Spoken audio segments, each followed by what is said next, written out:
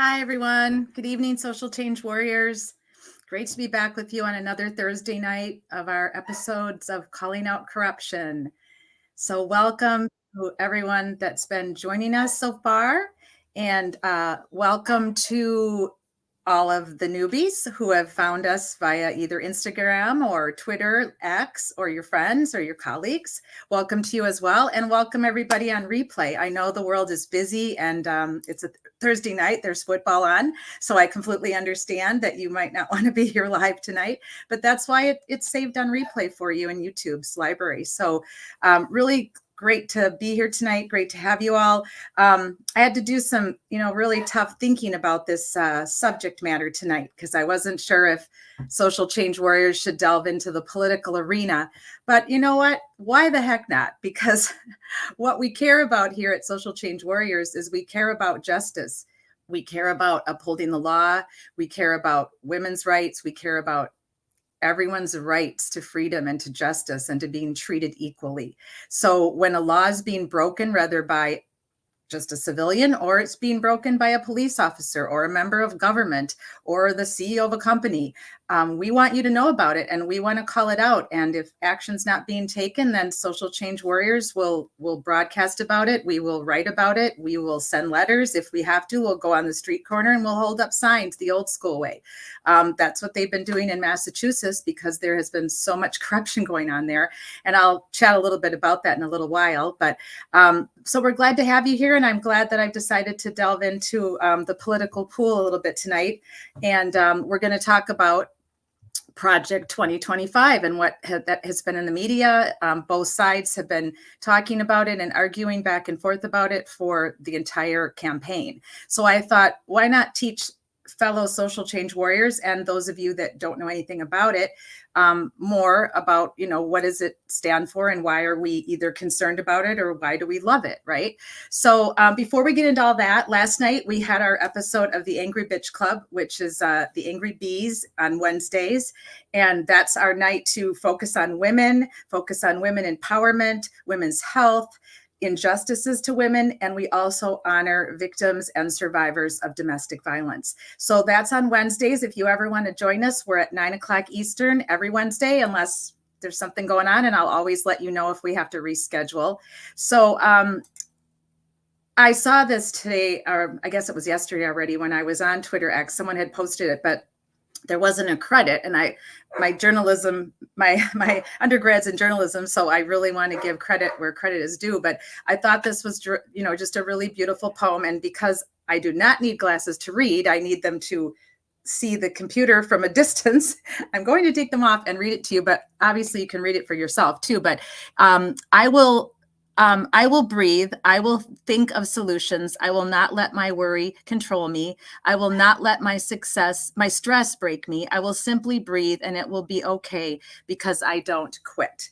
And that is to me such an inspirational poem that I ran across. And when I do find out where that came from, I will credit it and put it on my website, Social Change Warriors website. But I really thought that was inspiring to me because there's been many times in my life where I wanted to quit.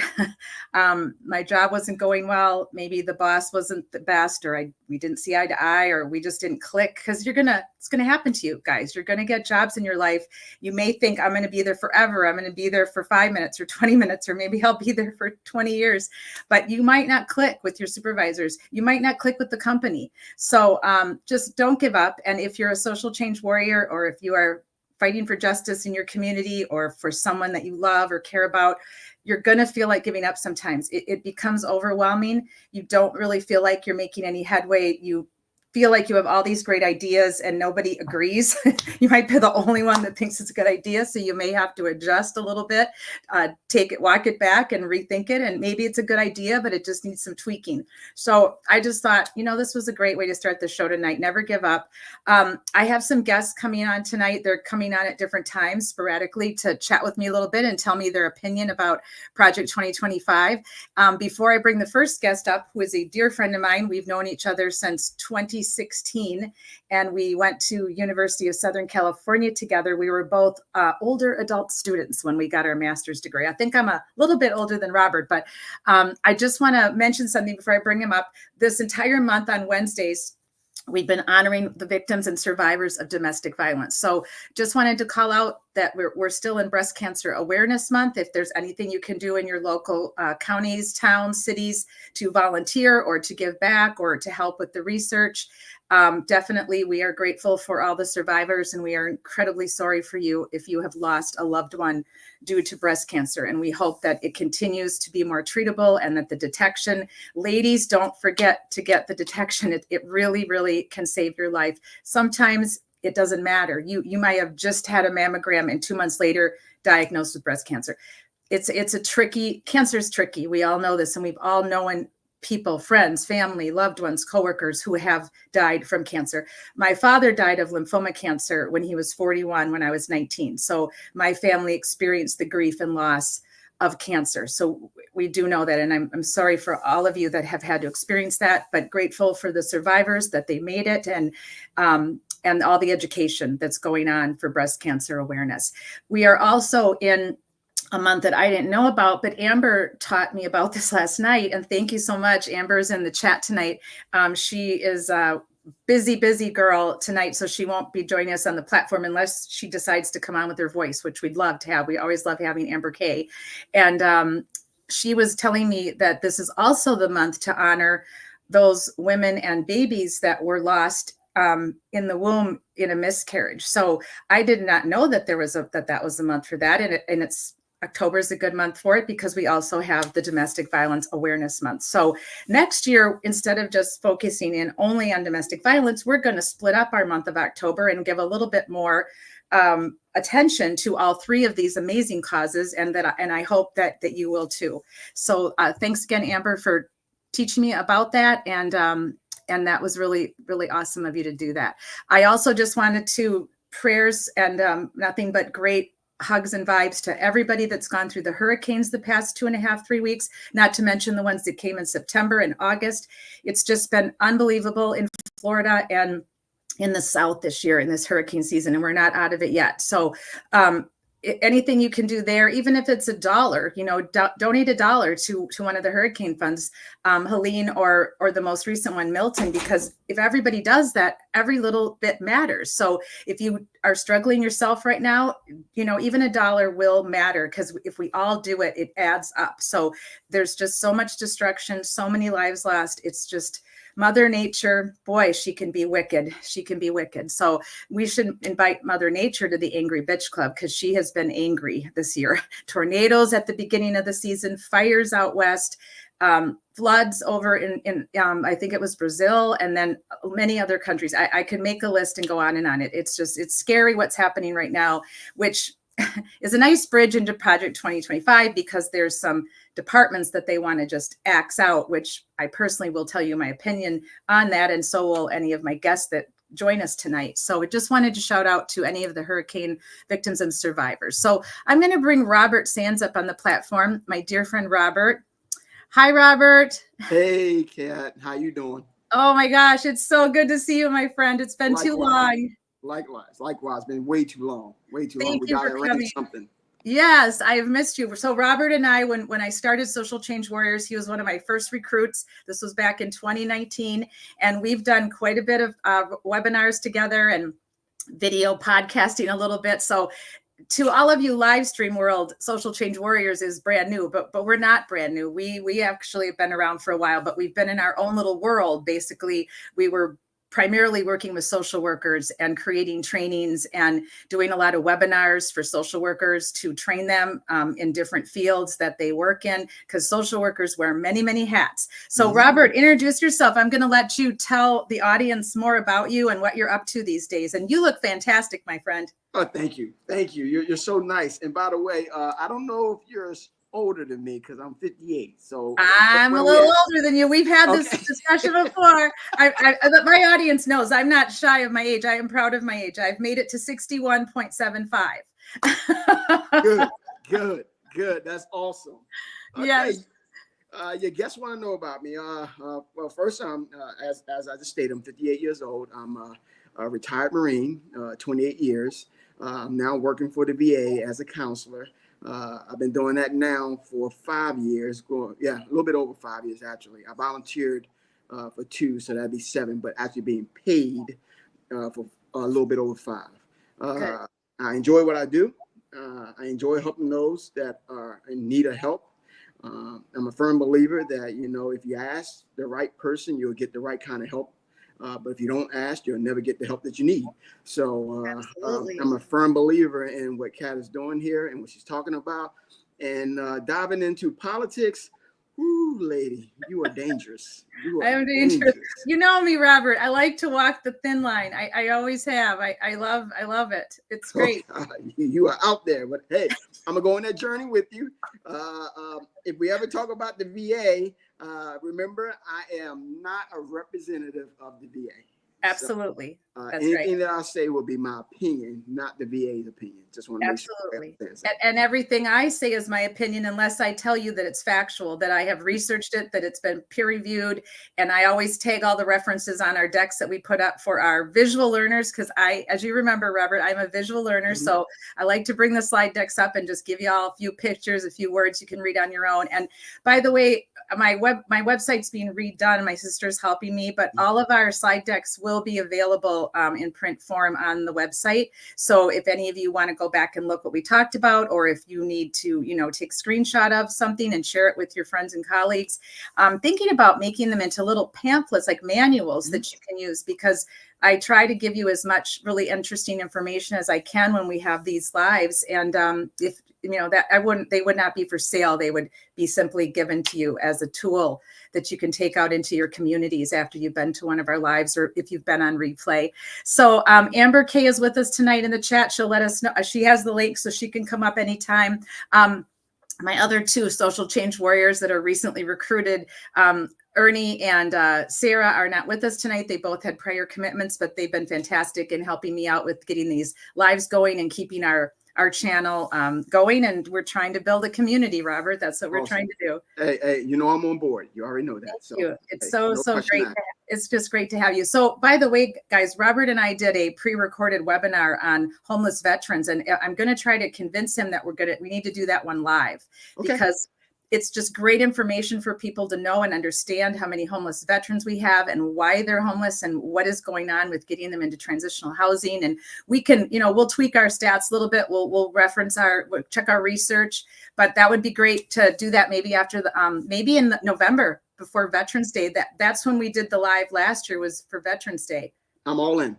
Well, we've got it, and all we have to do is find a few more veterans to come up and talk. I'm sure we can recruit Andrea and Yesenia, and we've got between Robert and I, we know a lot of veterans. So, and a lot of them are social workers now. They're giving back. Yeah, they're giving back. Exciting. All right. So I'm gonna just bring up our deck here just for a few minutes. I'm going to go back and forth to you and me in a little bit, but I just want to give the audience a little bit of an idea.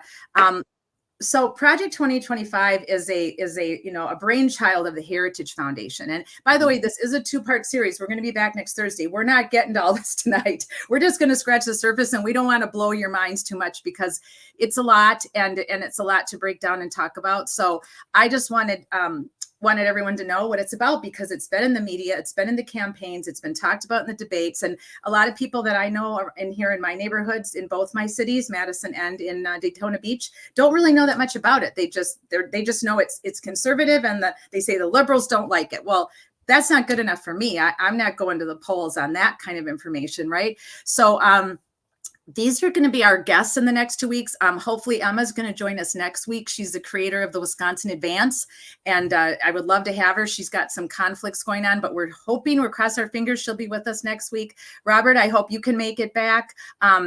Jimmy, our Auntie Deb, is going to join us at some point tonight. And I believe Miss Tia might be coming on tonight, but if not, next week. So these are our guests for the next 2 weeks. And I gave them carte blanche. You can come on. They have the link. They can join us when they want, either this week, next week, or both. So I'm really grateful to have them. So I found this cartoon in the media, and I just want to let you all know too, I'm not embarrassed of how I vote. I mean, I don't know about you, Robert, and I want to get your opinion on this, but I remember as a child growing up, and I remember through my years as a young adult, we don't talk about that. Don't ask someone, who they voted for. That's private information. We don't talk about that. And I always thought that was odd. I always thought it was very strange. It's like, how can we live in a free country where we're allowed to have our own opinion? We're allowed to vote for president every 4 years. We're allowed to vote for governor, mayor, all the other school board, all the other great, county boards and select boards. And why don't we want to talk about it? Like, why do we make it so hard to have a good debate about politics and everybody says, don't talk politics. Well, what is politics, Robert? What is politics to you? Politics to me is picking a side, just purely picking a side. When somebody picks a side and it's not your side, all of a sudden there's some type of combat, contrast, argument over why didn't you pick the other side, and people aren't okay with you choosing something that you don't choose. I mean, and it bleeds into anything. You can go to a restaurant, bunch of people, half of them, you got 10 people, half of them pick lasagna, the other half pick a dessert instead. Yes. And then all of a sudden it becomes this conflict and argument over why didn't you pick this instead of that, and people get frustrated with that. So what is politics? It's making a choice, picking a side. And when you pick a side that somebody doesn't agree with, all of a sudden everybody has a problem with it. And yeah, I love that. I love that analogy. I'm still here. This Social Change Warriors is all about a platform. It's about bringing people onto the platform, whether they want to come on with their voice, their video, or they want to talk to me in the chat box. So I always try to bring people's comments up so we can comment and talk about it. And we've got welcome, Cranky Dragon. Glad to meet you. Happy to see you here. Yes, Project 2025 could be considered Big Brother. A lot of people think that. So we will, as we move through tonight, we'll definitely be chatting about that between Robert and I, and anything else that you would like to say.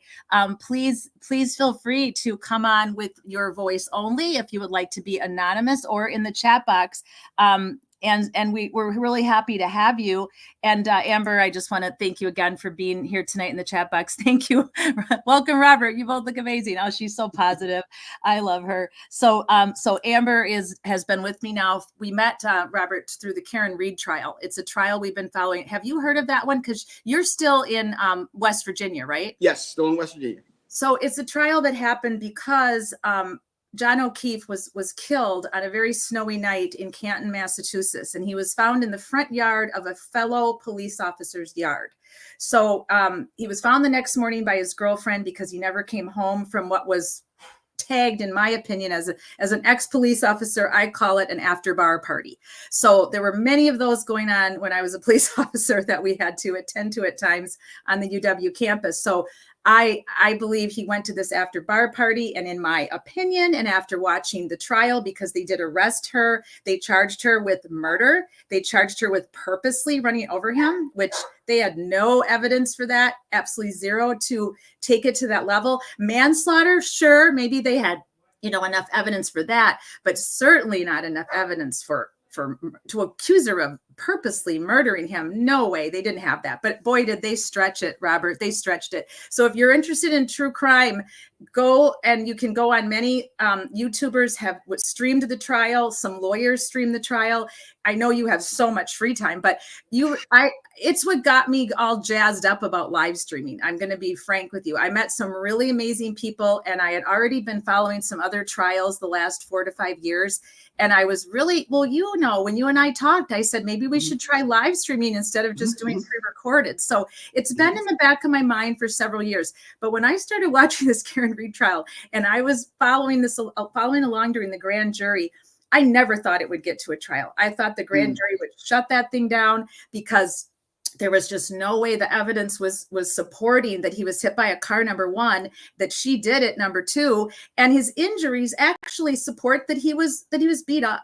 So if you do decide to look into this, we're going to have some shows coming up talking more about it for those viewers of ours that do not know anything about it, because it's a fascinating case in corruption. I have never seen so much corruption in one town, and in two towns, Canton and Stoughton. So off track a little bit, but I wanted you to know that's how I met Amber. We were both watching this trial, and then we ended up both agreeing that we did not think Karen Read killed her boyfriend, John O'Keefe. We think he was beat up and left to die, and that they covered it up, and that there were police involved, government officials, and it could go down as one of the biggest cover-ups ever in the East, maybe in the whole country, once it finally gets shaken out.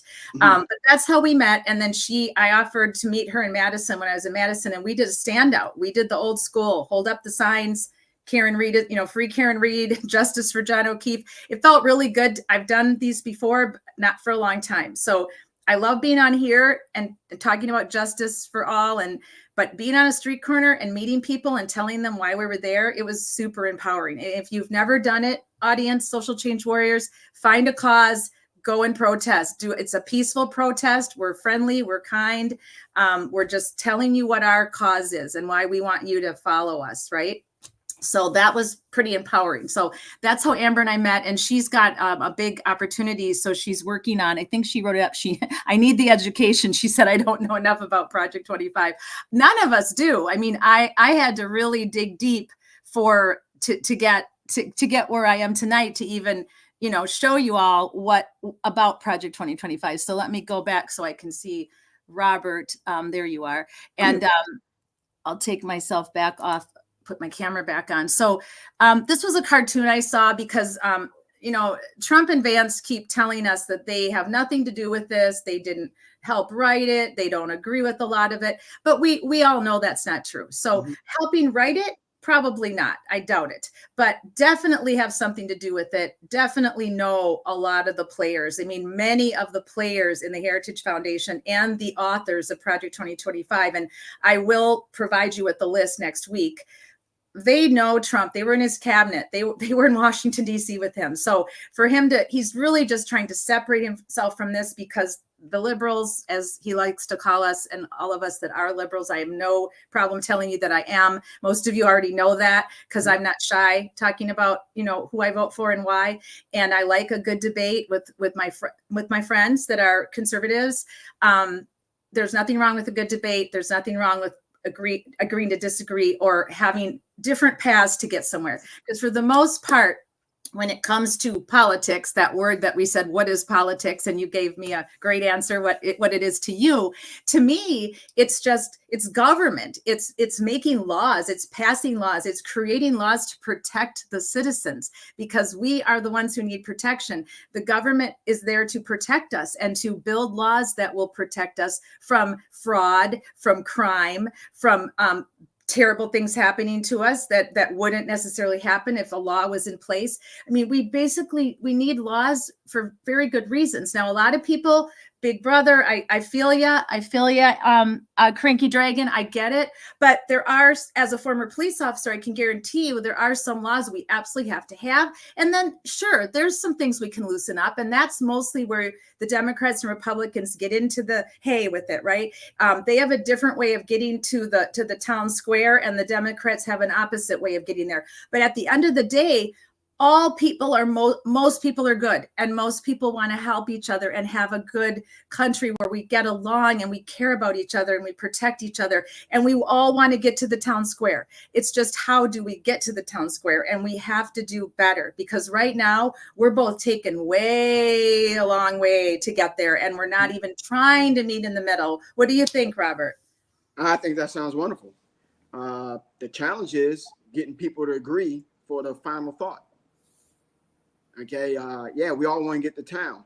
And again, I use 10 people again. And everybody has a GPS. Everybody. Yeah. Okay, and if we go old school, we can use the map and the compass. Okay, so the thing is, the GPS, if you want to get to DC coming from Maryland, you have several ways of getting there, and that doesn't include air or water. And we don't want to have a one choice. We struggle with making a single choice as a nation, as a people. I deal with that often, and this is a subject that we talk often when I'm with veterans outside of the VA. And just trying to agree on one subject and stick to that and move along, it becomes a challenge. It just becomes frustrating. Yes. Absolutely. And Amber, actions speak louder than words. Holy cow, right? That is true in everything. It's true in business. It's true in education. It's true at the police department. Any job you can think of that you've ever done from the time you were 13 or 14 when you first got a work permit to today, there is so much of that going on. There's so much backstabbing, so much hypocrisy. I don't know about you, Robert, but man, hypocrisy, that one really gets me. And both sides are guilty of that. Oh, gosh. Both sides of the aisle are such hypocrites. And, we're the armchair quarterbacks. I'm in my nice, my nice desk chair here. I got my nice cozy blankie and I can sit here all day and sound like I'm the smartest tool in the box. But I'm just one of the tools in the box. I'm smart. Sure, I'm smart. I'm educated. But there's lots of smart people in this world. And there's lots of tools in the box. But a lot of times our opinions aren't heeded. We vote for you, right?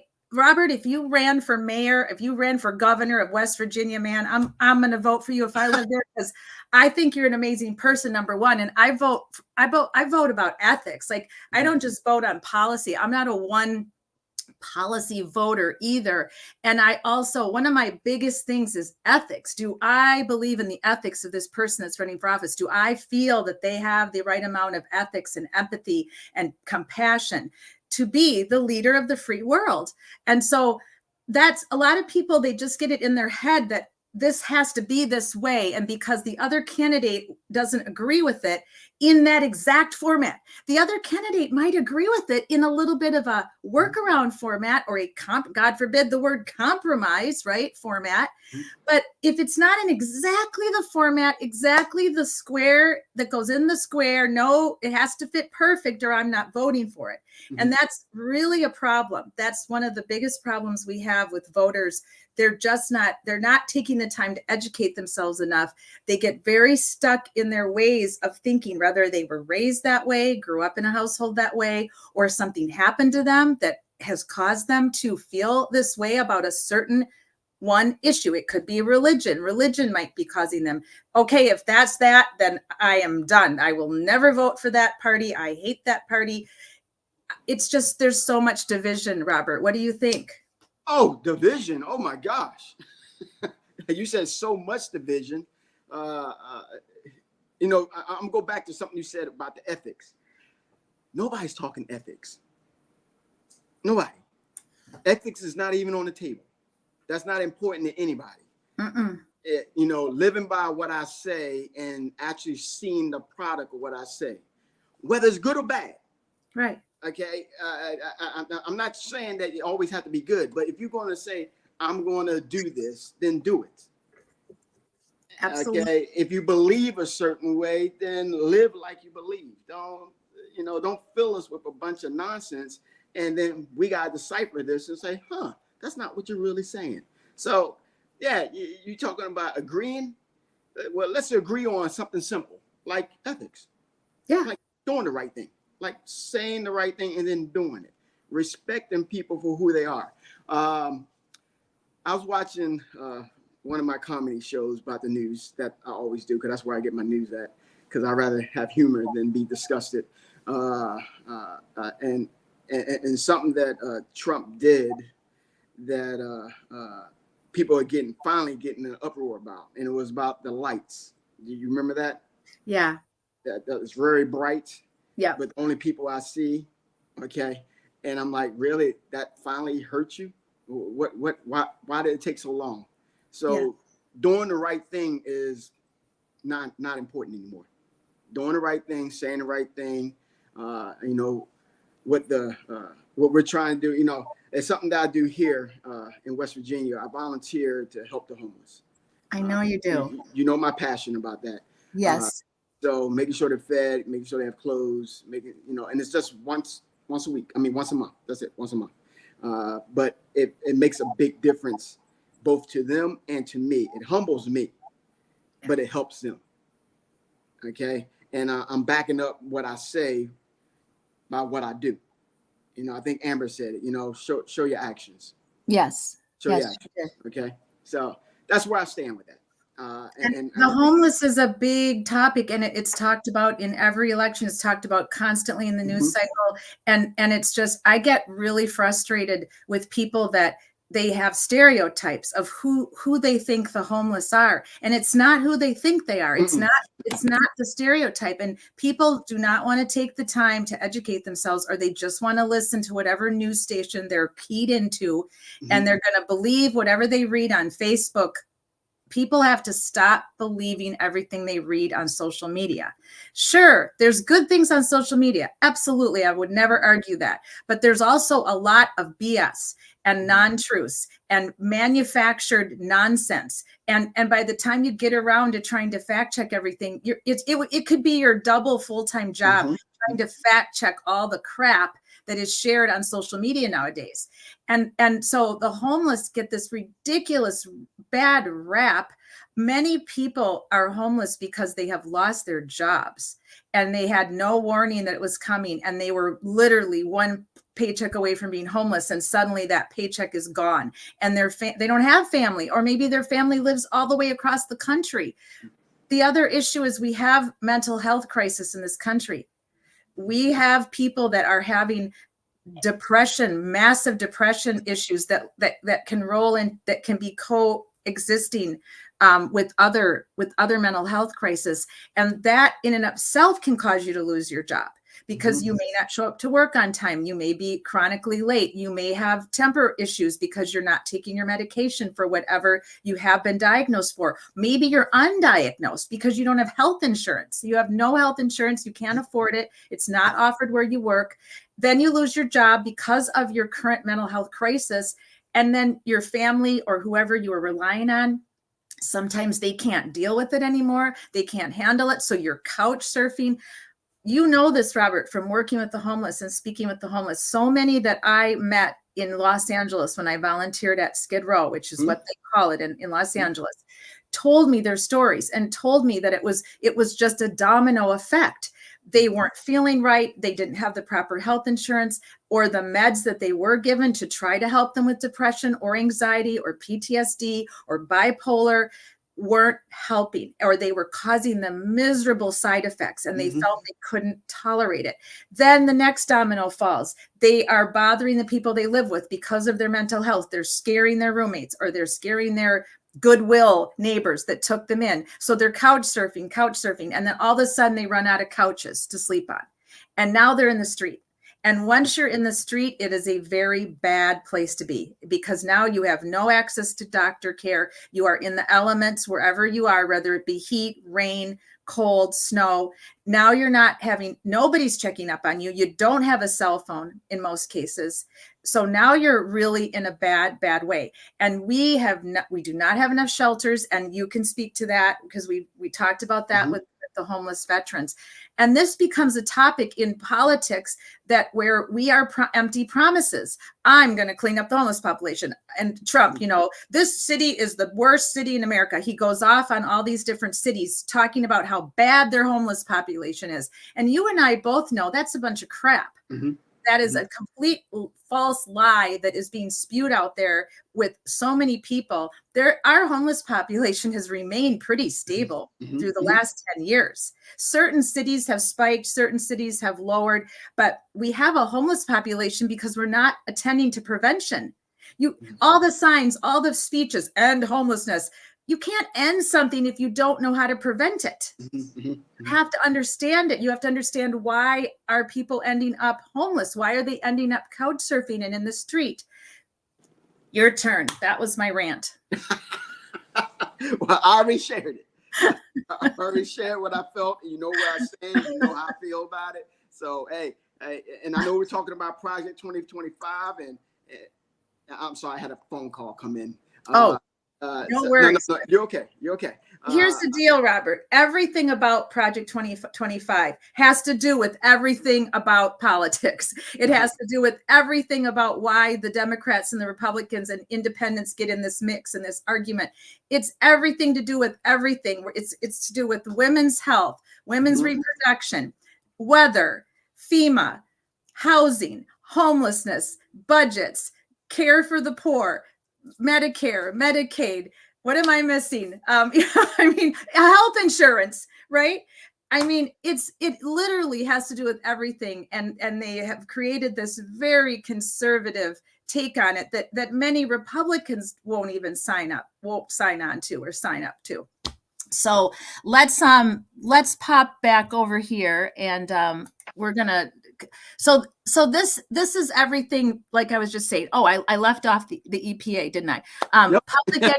Public education. Okay, so this was something that I found today on Twitter X. Vote for me. What have you got to lose? Well, obviously this is a liberal Democratic meme that was put up because all these things are at stake because we don't agree. The Democrats and Republicans do not agree about how to deal with almost everything right now. There's so much division with all of these major topics that have to do with the United States of America.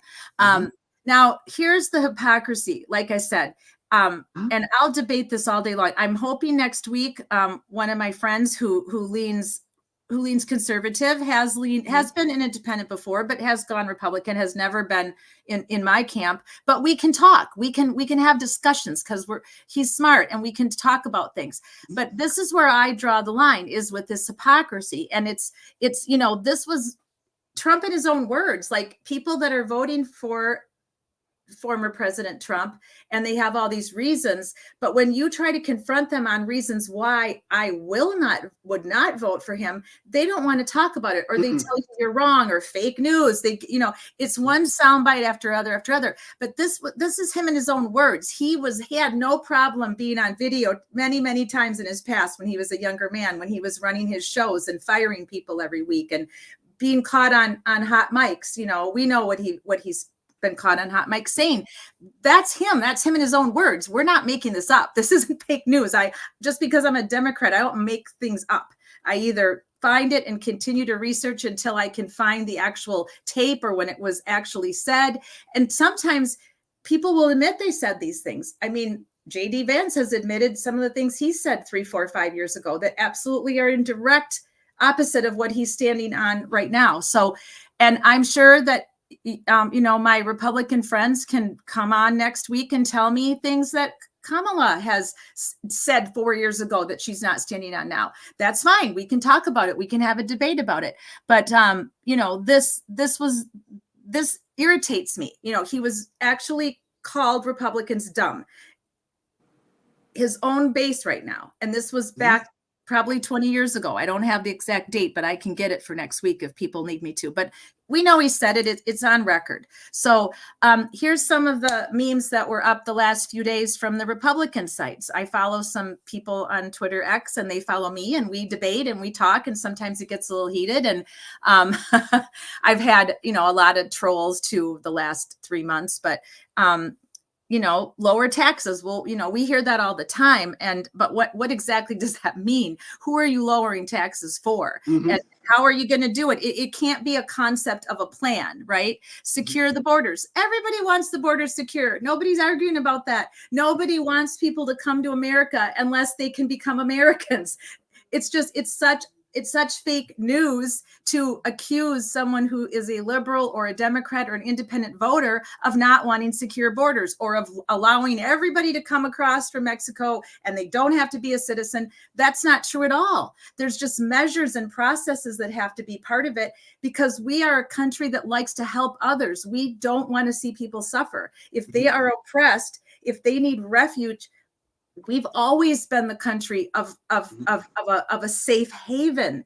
And so once we get you here and you're in a safe haven, then we have to have a better process to bring you in and make you a citizen. Because I don't know about you, Robert, but my great grandparents were not from America. I just did the 23andMe. I am Norwegian. I am Swedish, Norwegian, and Irish, and I'm a little bit German, and I'm a little bit rock and roll. That's all related.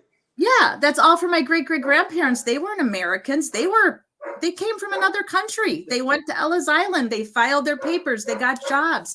So why are we so against housing people that need refuge from their countries where their lives are miserable if we do it the right way, right? So then we've got parental rights. Well, okay, energy dominance, what does that even mean? And then vote Trump, right? So both camps, it's just been just an onslaught of what one side wants versus what the other side wants. And again, the town square is in the middle, and I don't see us even close to being there at all. And somebody's going to win this election in short of 20 days, right? And then it'll just be, I don't know how you feel, Robert, but the same old, same old. It's just going to be who's got control of the House, who's got control of the Senate, what's going on, it's just fighting. I mean, next week, we're going to talk about, sorry, my son's Doberman Zeus seems to be having issues. Hey, Zeus, you want to come in the meeting? He could say something. He has something to say. Next week, we're going to kind of hone in on that because I want to educate, like if some high school students end up watching us, we're going to talk a little bit next week about what is a bill? How does a bill go through the Senate and the Congress? How long does it take? What happens to the bills when they just don't go anywhere? Are they, they go into committee after committee after committee, and so many laws that absolutely need to get passed because somebody is hurting. Somebody's hurting, and this is a great law that some congressmen and senators work together, bipartisan. A lot of these committees are bipartisan people. They're trying to solve problems. They're trying to solve world problems, and then they get stuck. And they can't get passed because of stubborn career politicians. And I'm really for term limits, congressmen and Republicans. Robert, what do you think about term limits? Oh gosh, term limits. I have a problem with our judges. Why are judges indefinitely? I got a problem with that. People change. People change their opinions. People change the way they think. People can get robbed. Yeah. People can be convinced otherwise. If you're in something too long, you have a higher chance of becoming contaminated. It's just that way. It's the way our government is. It's the way the country is. If you're chief indefinitely, you're going to run into some problems where it's going to be challenged, or you might have some personal problems and somebody can promise you something. And that's the horrible part. And you mentioned something about immigrants and immigrations. I did the 23andMe and the other one, and I found out that I'm about 20% Irish and what?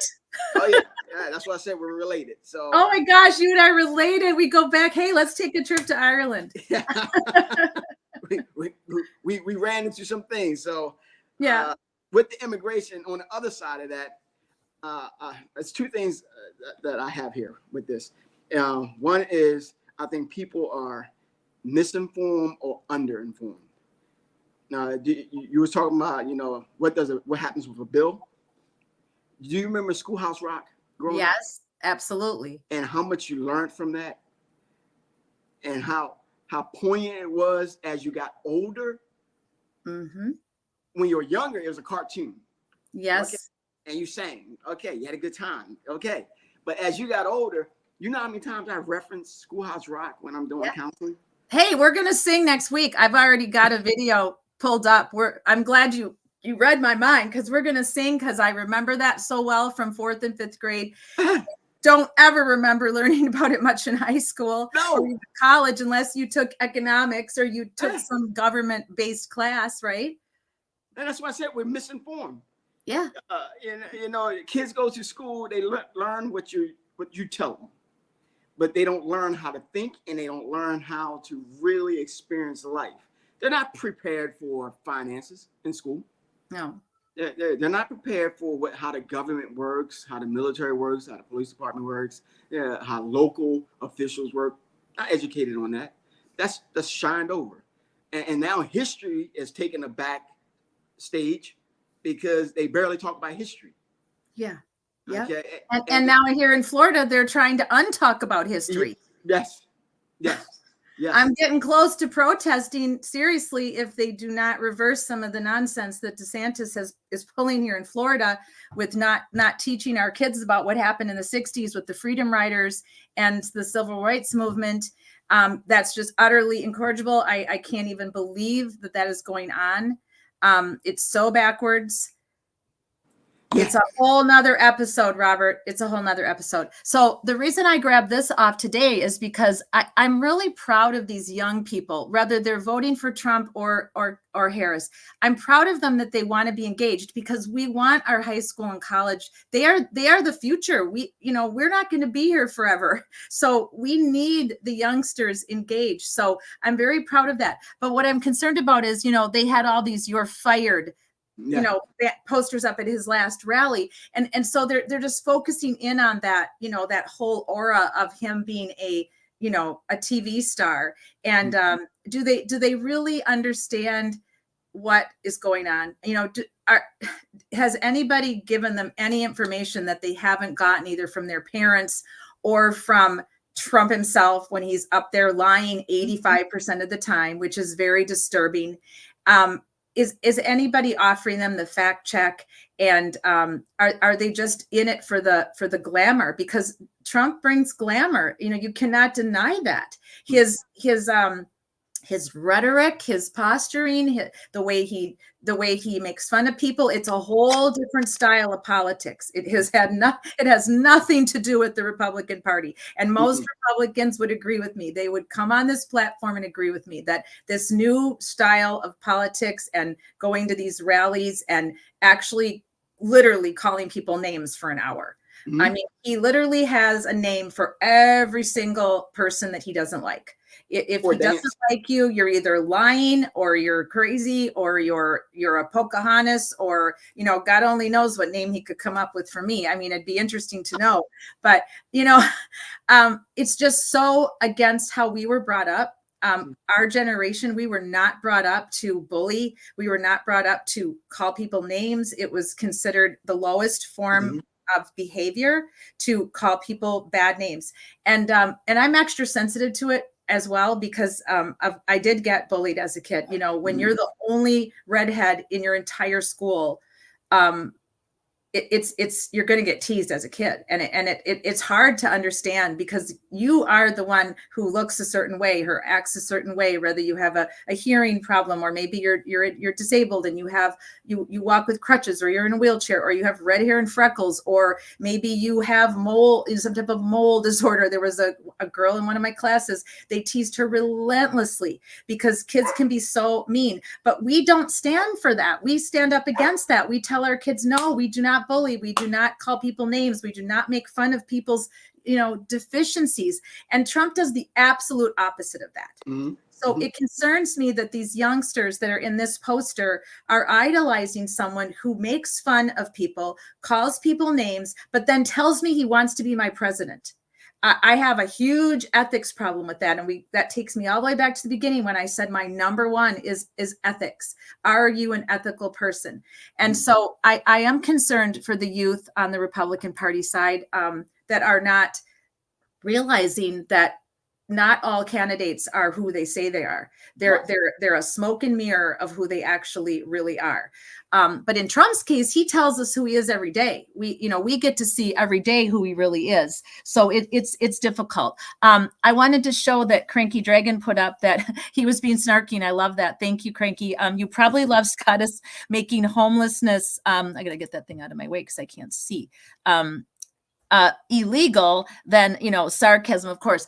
Yeah, because then they have in a lot of cities and municipalities have city ordinances that homeless can't do this, they can't do A, they can't do B, they can't do C. What exactly would you like them to do? Right? They have nowhere to go. They've exhausted everything. The homeless shelters are full. We don't have enough funds for homeless shelters. You don't want to give any money to that, but yet you want the homeless situation to end. You want them out of your cities. Well, where do you want them to go? Where would you like to put them? So you want to hide them? You're not solving anything this way. It's frustrating, right? And, I don't even know what the answers are anymore. It seems like every 4 years, it's just another constant battle and nothing gets solved. No, some laws get passed, not enough of them, not enough of the really good ones that these congressmen and senators are getting paid to do, to come up with certain laws that protect us or change bad laws that do not do anything for us and get rid of them. There's so many laws on the books that are just useless. They shouldn't even be there anymore, or they need to be rewritten and revisited. And then you have the whole debate, right? So that's where this Project 25, comes into play. The Heritage Foundation is not new. They have been around since 1973, and they have come up with their own ideas about how this country should run, and it's just a platform for the Republican candidate. They want things their way. They do not want to compromise. They're the direct opposite of trying to be bipartisan. And then they came up with this, after the years of being like a think tank. I think is that how you would think of them, Robert, as a think tank? Yes, a think tank. Yeah. Yeah, because they're not a pact, right? No. Mm-mm. No. And so they're not a company.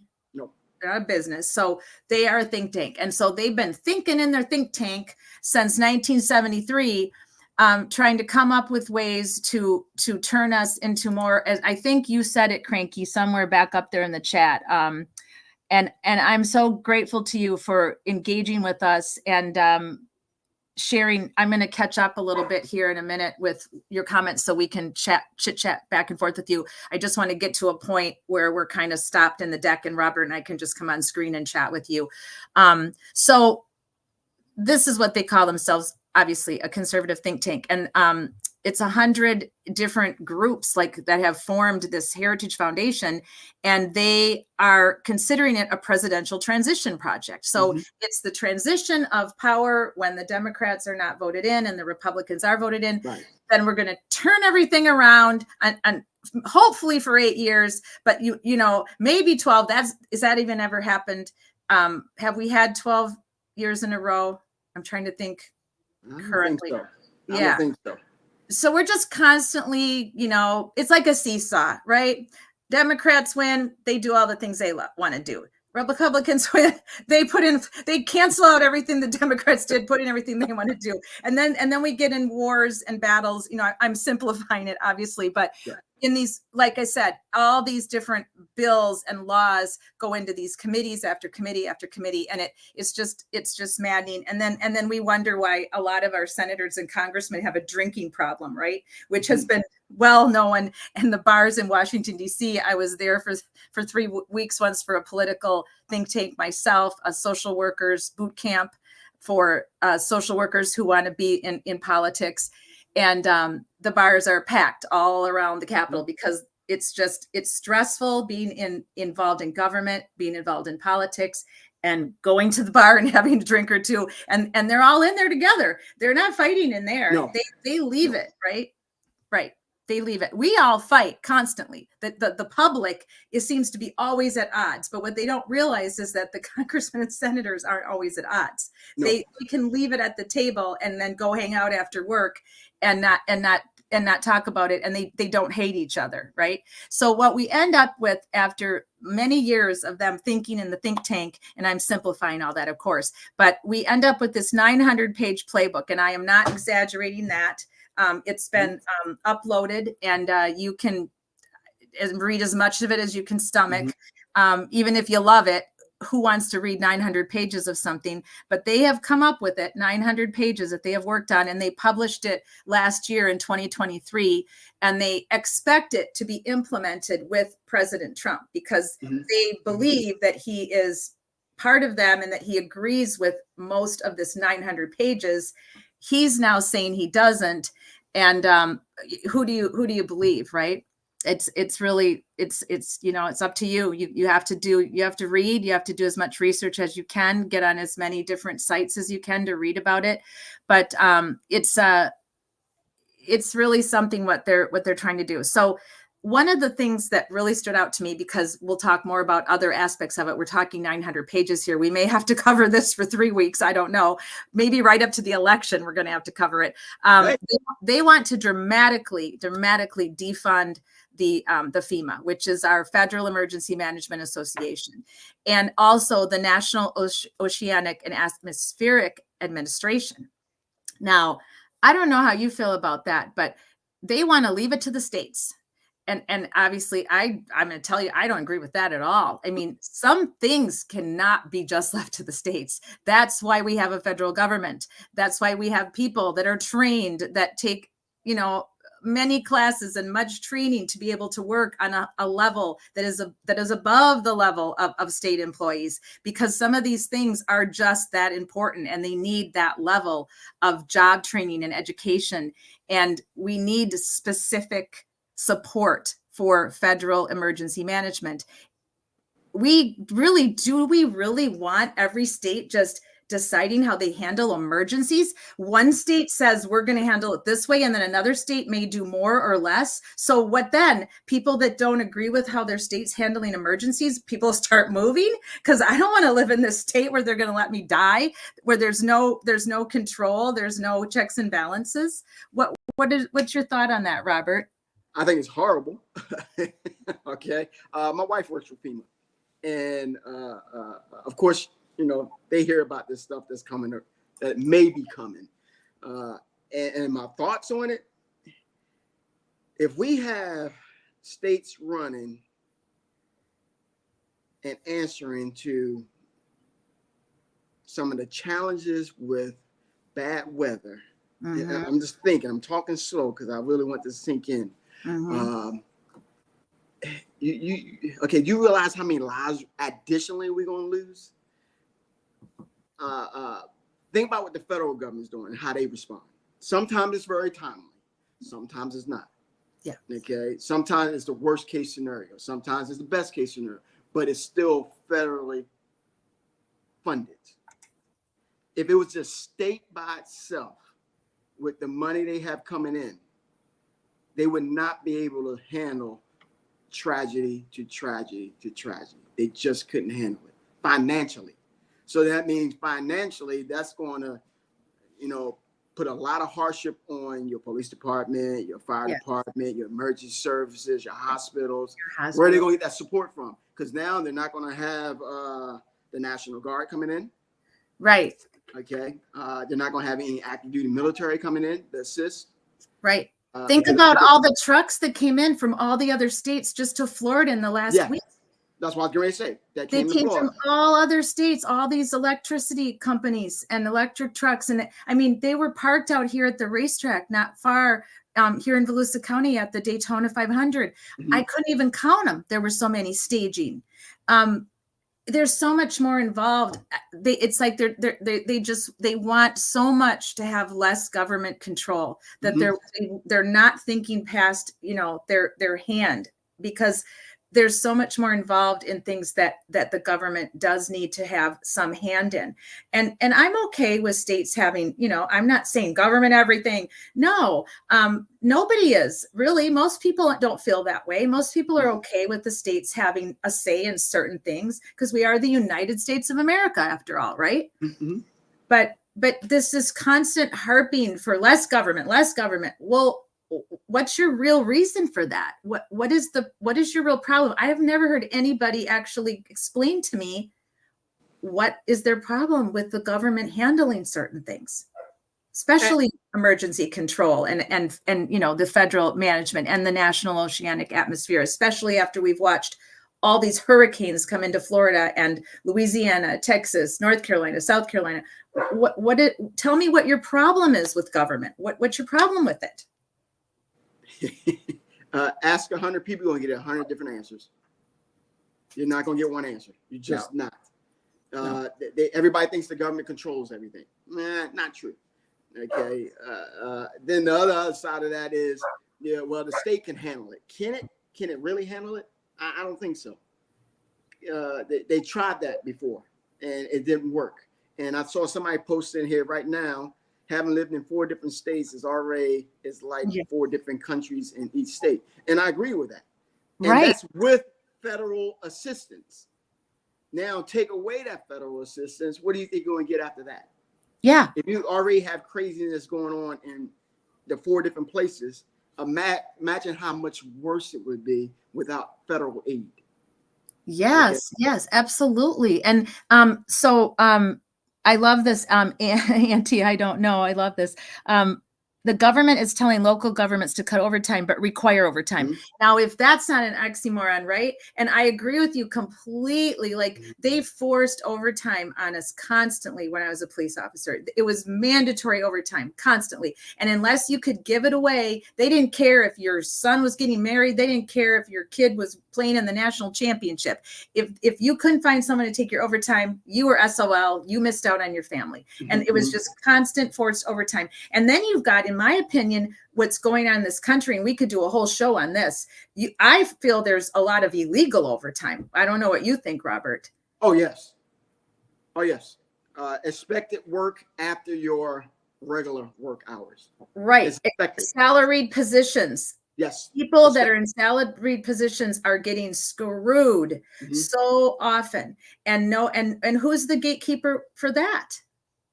How are we managing that? Where's the checks and balances? I know my youngest son works, and John's coming in. Great. My youngest son works in for the state of Wisconsin, and he's at salary.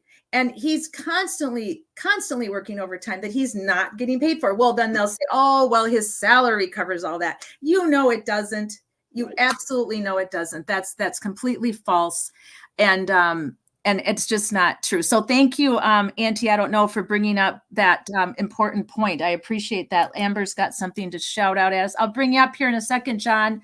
The overtime scandal in Massachusetts. Amber, do you want to come up too with John and tell us a little bit about that? Because I do not know that much about that. Do you want to come up with just your voice? I know you don't want to do video. Think about it, because that's not something I know a lot about. I'm going to bring John up, and then I'm going to play this video for you guys. I've only been live streaming since August, so I'm still getting used. My embedding talents are still in play here. I'm going to add you to the stage here, John. And you should be, let me go to where we can see everybody. There he is. Hi, John. Hello, Kathy. How you doing? I'm good. Welcome, John. This is Robert Sands, a very dear friend of mine. We went to school at USC. Hi, Robert. Robert is a veteran and currently Robert, you can go ahead and tell John what you're currently up to. Yeah, I'm a retired Marine, 28 years, and I also now work at the VA. I've been here for about 5 years. I volunteered for about 2 years, so a total of 7. And I'm one of the therapists over there at the VA here in Martinsburg, West Virginia. Love what I'm doing, helping out veterans. But and just FYI, Kat, the homeless shelter that I help out at is not veteran based. It is all homelessness. So I want to make sure that was clear, because everybody needs help, not just vets. And right. And that's your volunteer job, correct? Yes, that's my volunteer work. Yes. Yes. Yeah, good. Thank you for your service, Robert. I greatly appreciate it. Because of incident that happened when I was a child, I was not allowed to join the military. And my brother, he served 20 years and 3 months in the Air Force. When he retired, he was the senior drug and alcohol abuse counselor for the Air Force, the military. And he still works with military personnel besides civilians and indigenous people with their alcohol and drug rehab. And that's what I do also. I work with individuals and groups, people that struggle with alcohol and drug addiction. And, that's part of my volunteer work, that I've been doing for 37 years. Awesome. And that, people of all caliber, no matter what walk of life they come from, whether they're rich, poor, whatever color, they all struggle with some form of addiction. And I'm glad that I can be of service to them and helping them overcome these things in life. Thanks, Well, thank John. you. Thanks Thank you for your checking in. service. Yes, thank you for your service, and thanks for checking in. I just wanted to read what Auntie I Don't Know. She said, there is tell you to extended lunch breaks come in late, different day because of a biweekly pay, calculating 80 hours. So 1 week you can work 47 and it's not OT. Oh yeah, that goes on a lot. I mean, I've heard horror stories from so many people that I have known through different jobs in my life, and friends and family. And there's just a lot going on out there with what I do consider really shady practices that have to do with those that are, working either on the clock and they're doing overtime and not getting paid for it, or not getting correctly. They're tricking you. Like you're just saying, this is a great example. Hi, Miss Mandy, welcome. Oh, are you leaving? she's here and she's gone. Hoping for other opinions. So I hope she's coming back. Cranky Dragon, you have, I think it's specifically, Project 25 calls for gutting the Department of Labor entirely. Yeah, that's one of the things that it also wants to completely, it's totally not into, it's not into the Department of Labor. It's not feeling, Project 2025 is not feeling the Department of Labor. And we're going to chat a little bit about that next week, because I dug into it to find out what is it they actually do not like about the Department of Labor and what their beef is. Let me bring Amber up on the stage. She's going to come on just for voice. Hey, Amber. Hi, can you guys hear me? Yes. Hi, Amber. Hi, guys. Thanks for coming on. I can't stay away, even when I'm not camera ready. Well, we're so glad to have you. Amber's in Madison, Wisconsin, my hometown. And like I said, we met through the Karen Read trial, the death of John O'Keefe, and we've become friends. And I've invited her to join Social Change Warriors. And she's just jumped in with both feet and has been helping us with our live shows on Wednesdays, honoring women victims of domestic violence and women empowerment. Our storylines on Wednesdays are all women centered. And then Thursdays, this is a special show. And normally on Thursdays, we're bipartisan. We're calling out corruption in local government and police, and we do not involve politics. This is just a special show because we're so close to the election, and so many questions about Project 2025 and what does it mean? Because if Trump wins the election, there's going to be some components of it that he is going to feel pressured into addressing, whether he says he won't or not. He will be pressured into addressing them, and some of these issues in Project 2025 will be pushed into the Congress and the Senate, and we will have lots of protests going on. Trust me, there's a women's march coming up in November already, in preparation if he wins the election. Because I looked at the polls today. We were at like 48% just a couple weeks ago, and it's pretty much holding. They keep taking turns going up 5 points. So anybody can win this election. It's up for grabs, and so whoever does win, those that don't agree with that particular person's ideology or their side is going to have to suck it up and deal with it and find ways to protest that certain laws do not go into effect, and continue to vote in your local elections, and continue to vote for Congress and Senate, because that will be helpful to you. If you do not want that particular president's laws to go into law, then you need to vote for Congress and Senate in those off presidential election years, because that's really all you're left with. When the people speak, they speak. That's why we're America, and that's why we all get to vote. And you have to get the vote out, whether you're a Democrat, Independent, Republican, or you don't care for either side, and you don't have a candidate. Many people write people in. Many people won't vote, but I'm not a fan of that, because so many countries are fighting for the right to vote, and so many people do not get the right to vote, whether they're women or people that have been in jail. If you have a felony in many states, you still can't vote, which that's another show we could do, because I totally don't agree with that. Once you're released and you're not in jail anymore, I think you have the right to vote. Why don't we want that person to vote? I mean, give me a break. There's a lot of people that have never committed a felony, and they're horrible human beings. And why do they get to vote? Are we going to have a personality contest now for who gets to vote and who doesn't? I'm sorry, but if you paid your dues and you went to jail and you spent your time there, and now you're free and you're back in society, why don't we want you to vote? That could be a whole nother show where we could debate that for an hour. Well, a couple of things though, Kathy. Here in Madison, Wisconsin, the latest poll was Harris was slightly above 52%, and Trump was slightly below 48%, with a plus 3% for either way. But also a judge here in Wisconsin ruled that Robert Kennedy III was still going to be on the ballot. He tried to get himself removed from it, and the judge said no, because the ballots were already printed, and unless he was willing to cough up the money to have them ballots reprinted, it wasn't, you're talking the better part of $250,000 to reprint all them ballots. And, so Wow.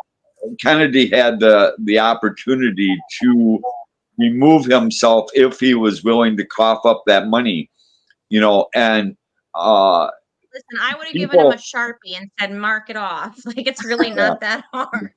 There you go, Amber. I've been involved in local politics ever since 1975, when I was 14 years old. I was on the Morris Udall campaign right here in Madison for a civics class in history in 8th grade. And, because I believe that we, the people, should run this country, not the politicians that we elect. And, when I lived up in Sauk City, I ran for city council, and because I believe in that there should be bipartisan stuff, especially when it comes to, number one, our military. Okay. Our military people should come first and foremost. They're the ones who give us our freedoms. Without them, we could be easily a third world country. We could still even be like Russia or China, where, everything is run by the states. I'm going to have Robert chime in with you on that, John. Thank you. That was really well said. I appreciate what you said. And I want to hear, Robert, having been in the military, what's your thought on John's statements there? I like what John said. Our military, one of the strongest militaries in the world, mainly because it's a volunteer system and is well funded. You take either one of those away, it would become one of the worst militaries. If they don't have enough money, they can't do anything. Not enough volunteers, wouldn't be able to do anything. And then you have to impose what everybody hates, being forced to go in. And that's always a negative. Vietnam. There we go. That's cut and dry example. So I agree 100% with what he's saying. Some things need to stay in place. And the military is one. And keeping it well and keeping it strong. The challenge that they're running into, as remember, part of Project 25, is the veteran population. So if you start abusing your active duty military, but you don't want to take care of them after they leave the military, you're going to change the dynamics of the way they're thinking. They're already struggling. Right. They won't admit it. They are struggling. And it's because of the retirement program. It went from 50% at 20 to roughly 48% at 20. Now it's 40. And then they're thinking about getting rid of altogether and turning it into an IRA. Well, let's think about this. Okay, IRA. How many people invest well in IRAs? They really don't do a good job. They just really don't. Okay, so things are changing already. How drastic of a change is going to happen, regardless of who's in office? Well, we're going to have to wait and see. Thank you both. Thank you both. Amber, anything to add? And I want to hear about the Massachusetts situation. Wait. Can you repeat the question? I'm half asleep. Anything you want to add to what John and Robert shared? And Amber, she was on with me for 2 hours last night. We were going over all the victims of domestic violence, murder. We watched Levita's documentary again that Levita and I made together, and we were on for like 2 hours and 15 minutes. So we've been going hard on research the last few weeks and shows that involve a lot of trauma and murder. So trust me, politics, I'm happy to talk about it. We deal with so much murder on a weekly basis, Amber and I. This is like a refreshing relief for me. So Amber, what were your thoughts on what John had to say about keeping it local and local people running for office, and that the people need to be more in charge and the government needs to like help with the monitoring and the checks and balances, but let's get people involved more? What are your thoughts on all that? That's exactly how it should be. That's how our government was designed, is for the people to run it. We the people, and we have our voices in the Constitution. I'm a liberal constitutionalist. I think that's kind of an oxymoron, but No, I don't think so. it- Well, Yeah. yeah, I like that. Yeah. but it really isn't, because it's just they like to fit us in these little boxes. You're either Republican or you're a Democrat, and usually we're all really a big mix of all of it. We're individuals, we're human, we're Americans, and we don't need to be tribal. We don't need to be in these different categories all the time. So that's kind of where I stand, where I told you I'm like, I'm a little bit of everything in reality. Yeah. But that's what it should be. It should be the people that are voting, the constituents voting for people to represent them, that are like them, that aren't in office for 50 years. There has to be term limits. There has to be financial limits. Otherwise, it's just turning into corruption. Yeah. Yeah. Thank you. Scott, That's great. back in the early 90s, we had a local reporter by the name of Scott Klug here in Madison, Wisconsin. I He remember. ran he ran for political office. He won by a landslide because of a statement that he made. And his statement was, I am going to only serve 2 terms, and then I'm going to get out. But while I'm in there, I am going to do the best of my ability for the constituents of the state of Wisconsin. And, okay, this guy's a Republican. I voted for him because of that statement. He served his 2 terms and he got out.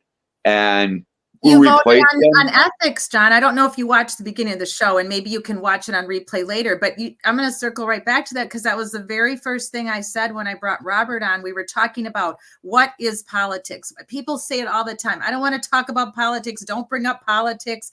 Don't have a discussion about politics on holidays. Well, why not? I mean, why can't we sit down and have an honest, open? Why do people get so upset and rude when it's all about it? Really, at the end of the day, you have to figure out what is politics? What does it mean to you, right? It's laws that govern our country. It's laws that govern our we have city ordinances in every town. In the universities, they have code violations that, you have to follow these, because that's how we have order and structure. And so there's nothing wrong with having laws and having rules, and all of us agreeing to follow them. And when we don't like the law, then we can have peaceful protests, and we can get out and say, hey, this law stinks. We need a better law. We need it to be rewritten, or we need to change it. And so that's where you come in again, John, with We the People, and Amber and Robert. We need to do better. We need to get more involved in our local government, our state government, and be a voice for those that it's not in their wheelhouse. A lot of people, it's just not in their wheelhouse to be involved. But more people need to get involved in politics, because politics is world order. Politics is everything that keeps us safe and protected, and programs for our children and our single parents, and programs to protect the environment. And I mean, look at the environment right now, right? So politics gets this bad rap, right? It becomes a dirty word for everyone, but it's really how we run our societies, right?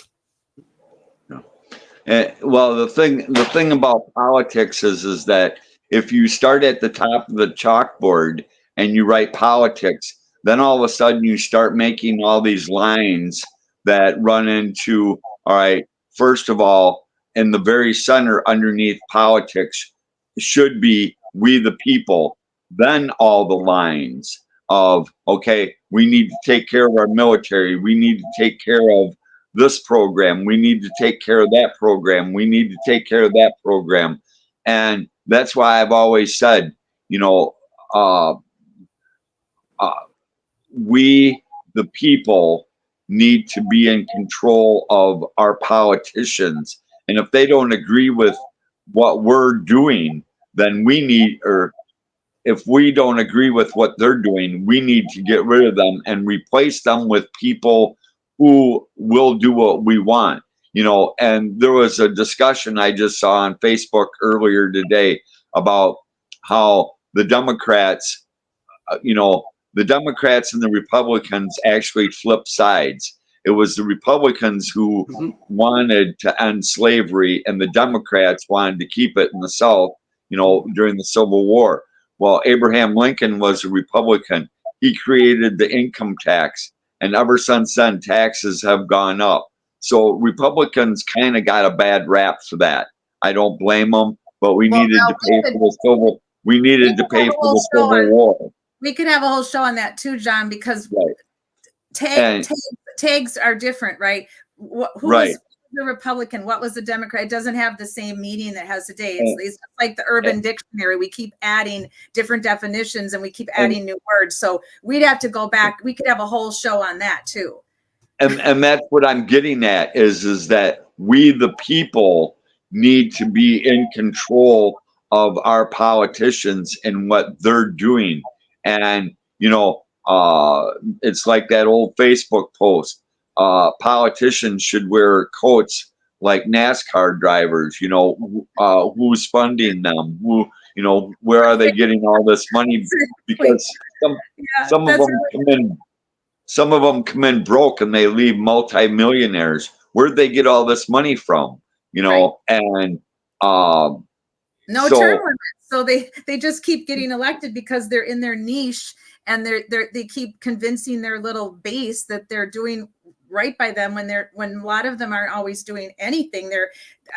So back when I was a police officer, one of my favorite sergeants, he used to call it retired on duty, ROD.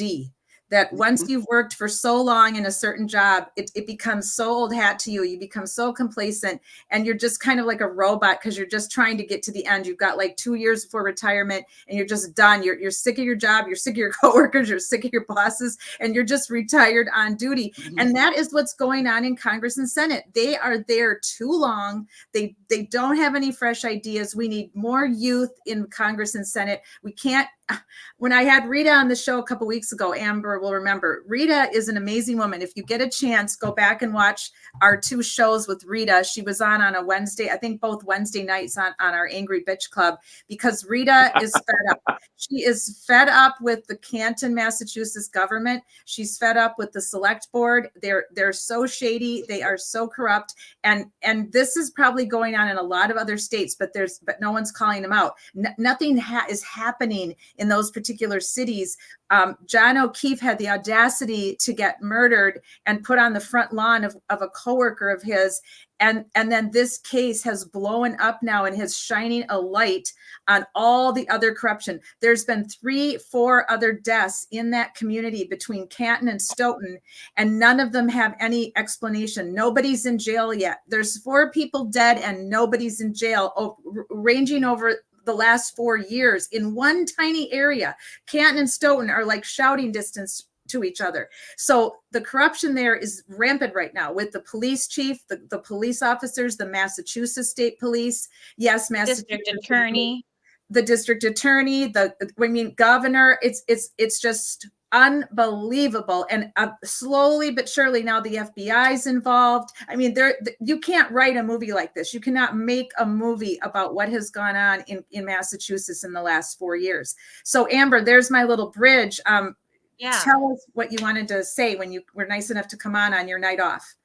Well, you guys would not believe the corruption that's going on in Massachusetts. So when you were talking about not having that federal oversight, because we do need checks and balances in this country. I think that's what makes the United States so unique and so special, is that we have all these local, state, and federal government, because it's all about accountability and making sure if one is lower than it should be, the other one's making up for it. But it's crazy to me because Massachusetts, you wouldn't believe it. That's when Kat says it's like writing a script. They couldn't write a script like this. Like, the DA has been in office since the 70s, and the corruption is insane. The FBI is starting to uncover it. And with the fact of changing, calling a homicide a suicide, and covering for police officers and not investigating them, and overtime scandals and scandals with the lab, the crime lab. This is already proven. Somebody went to jail for this in Massachusetts and so many people got off because they fabricated the results of DNA. And so it's so rampant, and it's been so for so long, because power and corruption is really hard to break once they have it. Yes, because And there's so many so involved. people don't know it, they don't understand it. So that's why Right. I'm so passionate about it, because I think when people first hear it, they're like, that is not possible in today's day and age. Exactly. But it is. Because nobody wants to believe, Amber, that anything could be that bad and that there could be that many bad characters operating. It's such a small area, right?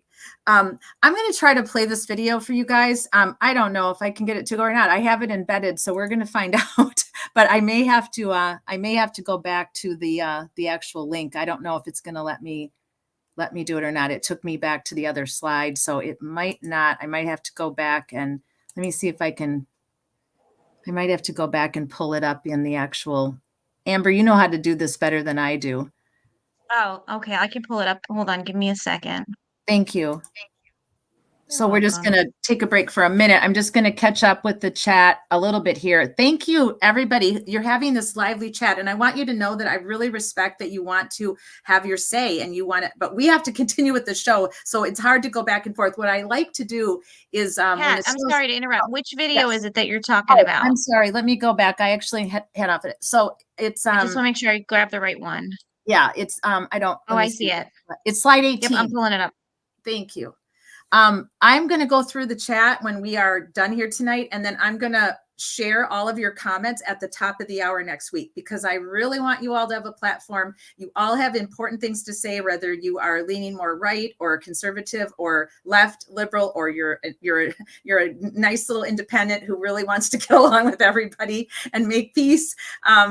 Then I want to know what you have to say. So I will read the entire chat before I end the live stream, and then because sadly those go away, and then once it becomes for replay, you don't see those. So I like to bring those up at the top of the hour when we've had an active chat. And so I really appreciate that you're willing to tell us your opinion. And I'm trying to bring up as many of your comments as I can, but I have an agenda here and I have to stick to it, because otherwise we're going to be behind next week when we do part 2. So were you able to pull it up okay? Yeah, it should be in the green room in the background there. Yeah. Okay. There it is. I think that's it. Oh, no, that's not it. Where'd it go? Okay. Where is it? I think we've got somebody on the platform. I can't see in the rest of the green room. Do you remember how I do that? You're talking to the boomer here. I know. The boomer leading the boomer. Okay. I found it.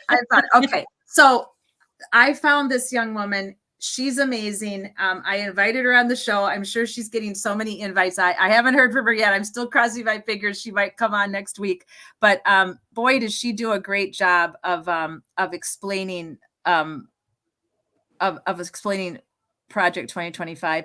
And I'm trying to figure out where. I guess, do you see where we start this?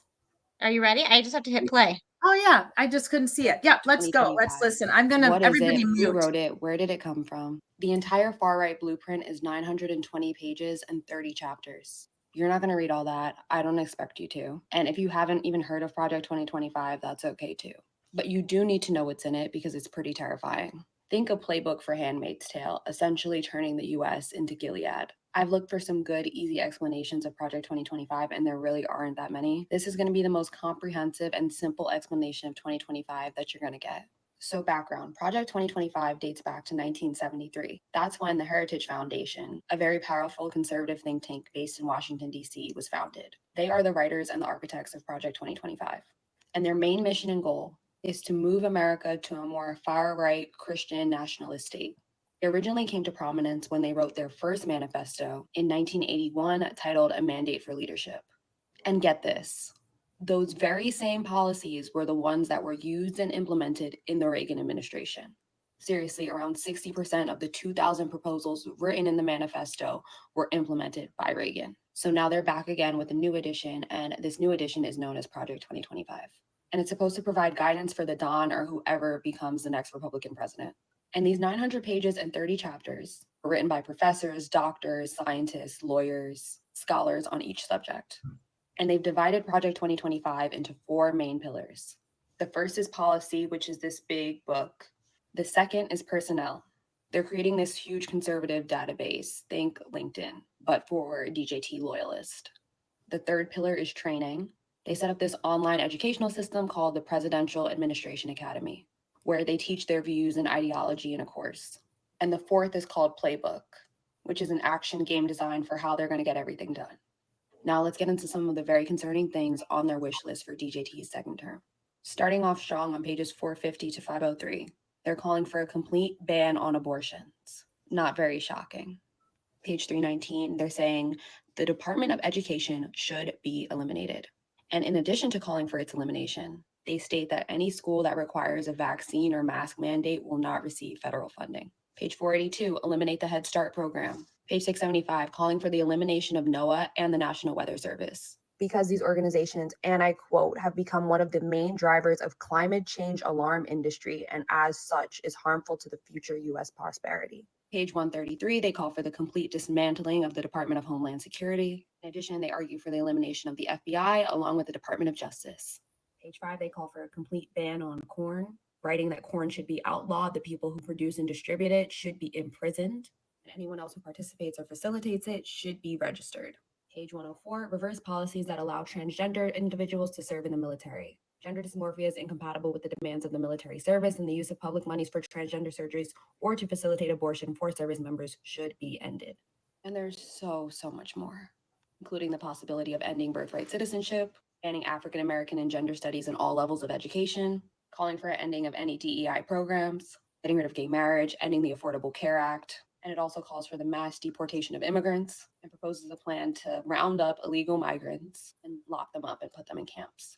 But perhaps one of the most troubling and well thought out plans is the move to reclassify federal workers under what is known as Schedule F. Now, I'm going to get a little HR heavy, but please stick with me because it's so important. Now, there are 2 types of federal employees. The first group are merit-based workers. These are career positions. These people have earned them through going to school, getting work experience. They're either considered experts or they could be a part of the support staff. These people are hired because they know their stuff.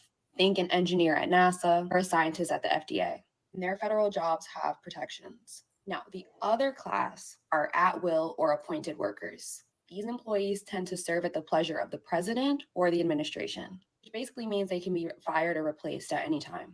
To put it all in context, there are about 2 million of the first class of merit-based employees and only about 4,000 political appointed ones. Under this new plan of Schedule F, they'd reclassify a bunch of the regular civil servants into political appointees. That way the Don can replace them with loyalists. Now, how does replacing all of these people help him carry out his plan? Let's do an example.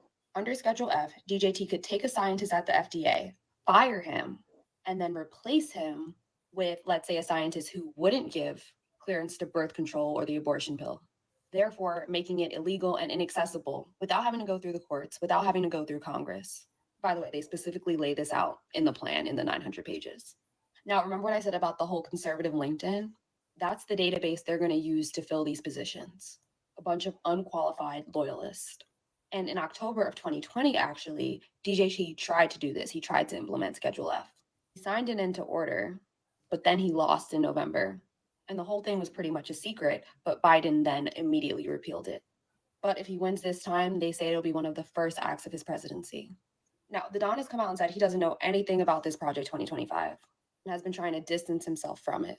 But at least 26 authors and people who are associated with Project 2025 served in his very own administration, including Russ Voigt, John McKinty, Stephen Miller, and many others.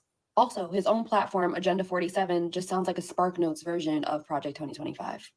The president of the Heritage Foundation is calling Project 2025 the new American Revolution. The second DJT term could lead the way. Wow. Okay. I've seen that, but I've watched it 3 times, and every time I see it, I'm more wowed by it. First of all, Robert said thank you. He loved the spirited conversation. Hopefully he'll be back with us next Thursday. He had to run. But there's so much to break down there. There's so much information there. It's for me, it's just utterly mind-boggling. And so I'm going to go back over, if I can find it. Where did I go to the PowerPoint? Just so I can catch us up really quick here, Amber. What I want to talk about when we get together next Thursday is I want to let everybody know what FEMA does and why they are so important.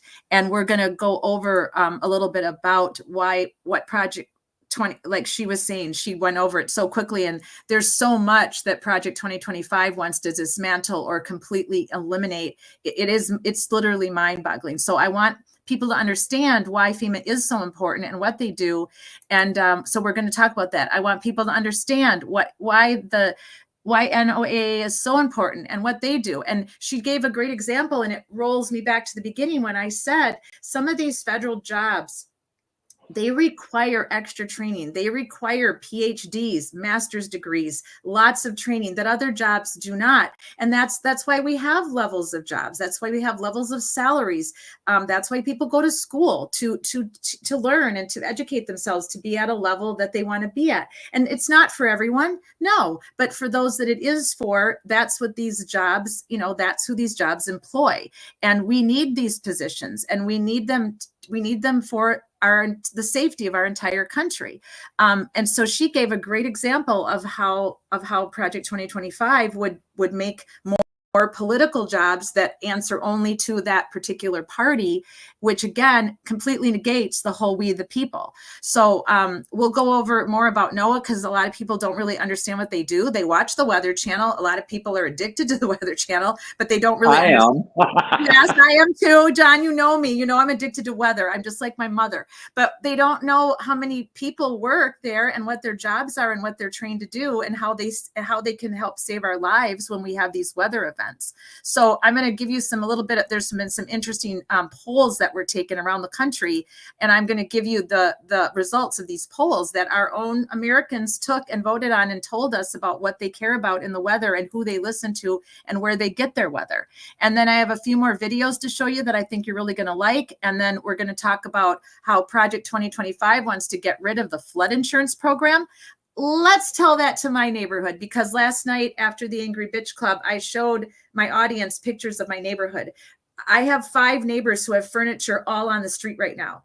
And some of them, they're getting balked at they're saying their insurance is saying we're not covering that. That wasn't part of the hurricane. That was just the flood event that happened after the hurricane. So my whole block was flooded. We were stuck here for 2 days. We couldn't go anywhere. And some of my neighbors have holes in their roofs. There's trees down still everywhere. Flood insurance, when you live in a state like this, is super important. And I will be having a show sometime after Christmas about the travesty that is currently our insurance situation in our country. Car insurance, renter's insurance, mortgage insurance, this insurance, that insurance, you name it. They want our money, but they don't want to pay up. They want to balk at us when we actually have an event. God forbid you get in a car accident. Yes, it's utterly insane. I've got so much good research on insurance and what a just monopoly this is right now. So we will be doing a show after the first of the year on insurance, and we are like sheep being led to the slaughter when it comes to insurance. And we have no recourse because they get to tell us what to do. They'll take away our driver's license. They will suspend our driver's license if we don't get our insurance. If you don't get renter's insurance now, landlords are allowed to not rent to you. And maybe you can't afford that extra $30 a month. Maybe that's coming out of your food budget. And now you're being told you cannot rent here if you do not have renter's insurance. So we're going to talk about that in January, because we have a major problem with insurance and insurance companies in our country. We're going to go over the women's rights component that she talked about. That's a huge part of it next week, because there's a lot going on there. And we have a women's march coming up in November. And if you're a woman and you don't care about your rights, and you're willing to let men who have been in Congress and Senate forever and ever and ever make laws and dictate what you can and cannot do with your body and your reproductive rights, whether you want to be on birth control or not, if you want to have a child because you are not able to and you want to try IVF, and they're going to tell us no, they're going to tell you no, they're going to take us back 50, 60 years to when women couldn't even have credit cards. And that's not even that long ago, my friends. My own mother could not have a credit card in her own name until 1974. John, we talked about this. Do you remember? You were telling me you had an interesting comment about that. Well, yeah. My mom was a divorced woman. She had 6 children. And in 1972, when she started looking for a house, she went in and on a handshake, bought a house, no down payment. We lived in that house for 50 years until she passed away last year. We owned that house from February of 1973 to May of 2023, excuse me. But mom also worked at Manchester's. She was one of the first women to ever have a credit card issued by Manchester's in her name. She also had a Sears card issued in her name only. Because she did toy demonstrations for Treasure Island, Sears, Manchester's. They issued her these credit cards in her name. It would be a couple years later before she would get a MasterCard in her name. And it would take her several more years, but she could get up to $50,000 on that MasterCard. Why? Because she owned a home. She owned a home. And, so mom was one of the forefronts here in the city of Madison because she was a pioneer and she advocated. Sorry to interrupt you, but do you remember how that made her feel? Like, do you recall that empowerment that she felt when she was able to get her own credit card after being told no for years before that? Well, of course, because it empowered her to go out and empower other women who were divorced. They lost their husbands during a couple of her friends lost their husbands during the early days of the Vietnam War. When they back in the early 60s, these women, they didn't have anything. And so she took her own empowerment and went out and advocated for other women to do the same thing, that they had a right to this just because they were divorced or their husbands were deceased and they refused to remarry. But she utilized the empowerment that she had to encourage other women to go out and do the same thing.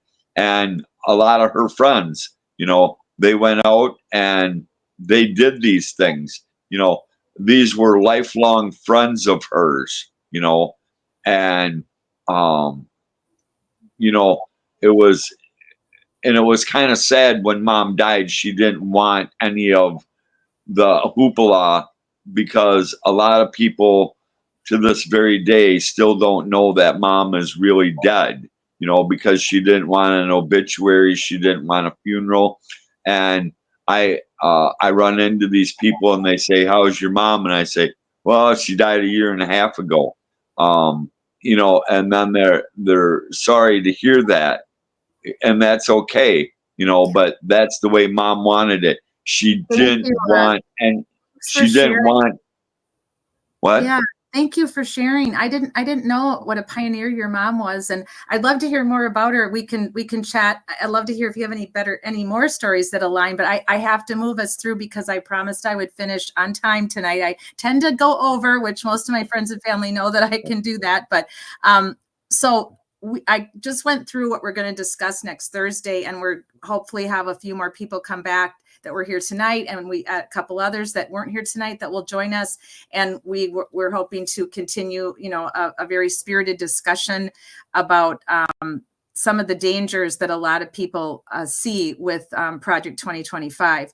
And a lot of stars have come out, like they always do, and making their comments about what what it means if we are, involved in any of these changes that could take effect and cause risky problems for women.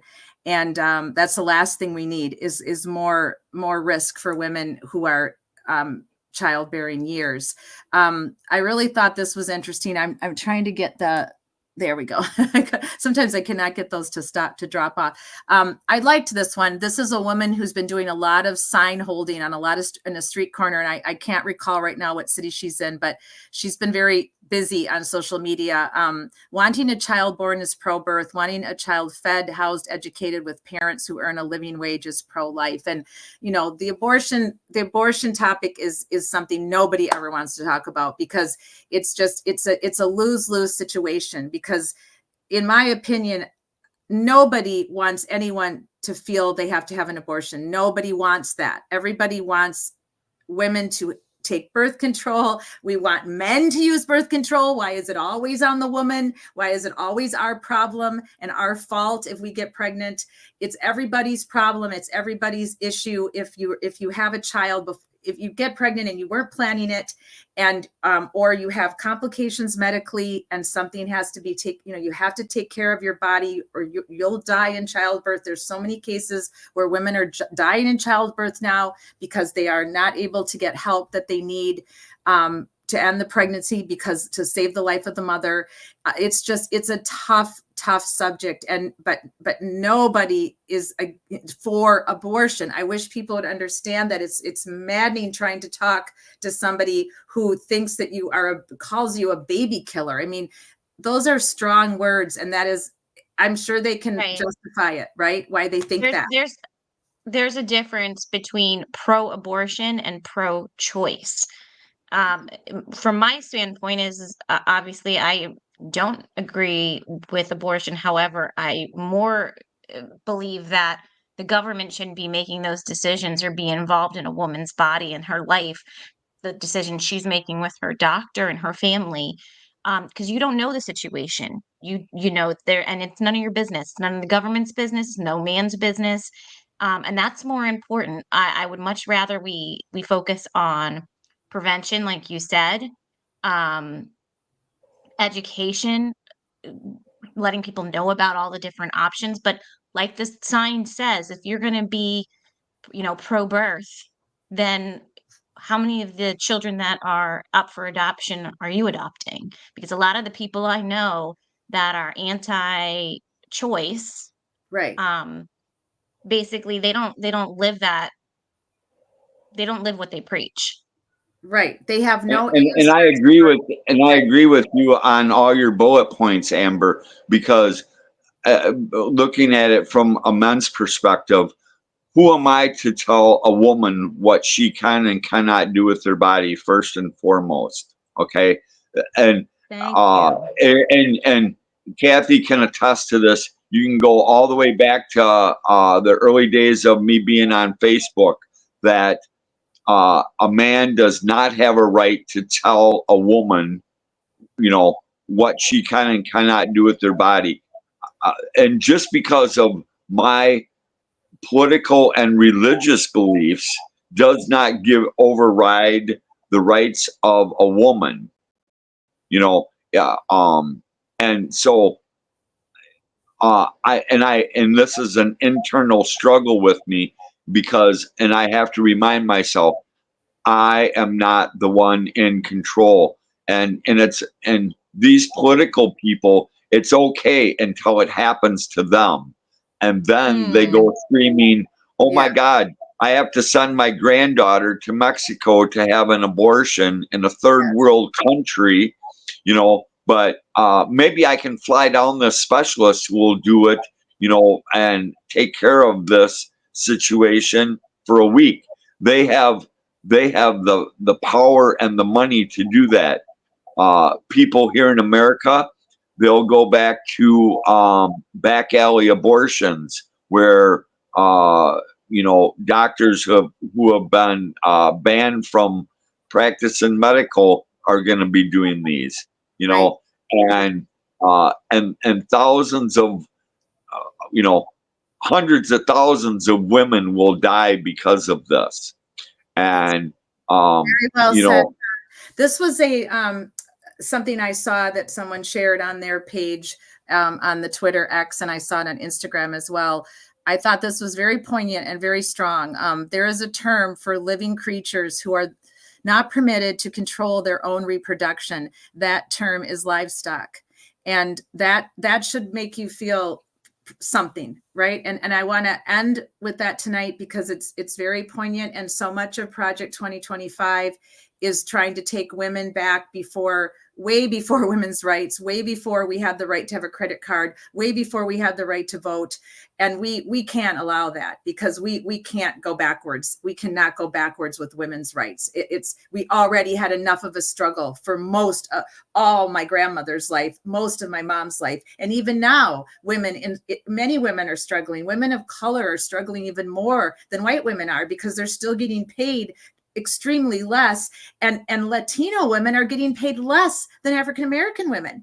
So that's actually a subject. I did a pre-recorded on that a year ago, so I'm going to bring that to the live platform at some point in January. You'll be stunned to see what's going on in America in 2024 with some of the jobs that women are in and how much less they're getting paid to do the exact same job as a man. And that just can't stand anymore. So I just want to thank everybody in the chat tonight for your lively contribution. I'm going to read all of it, and I will bring you back next Thursday and answer your questions, or at least honor your statements so that you have a say here on our platform. Whether, like I said, you are leaning to the right, you're leaning to the left, you're an independent, everybody has a say here because everybody's opinion matters. We are Americans and we have the right to an opinion. We have the right to vote, but you have the right to do research.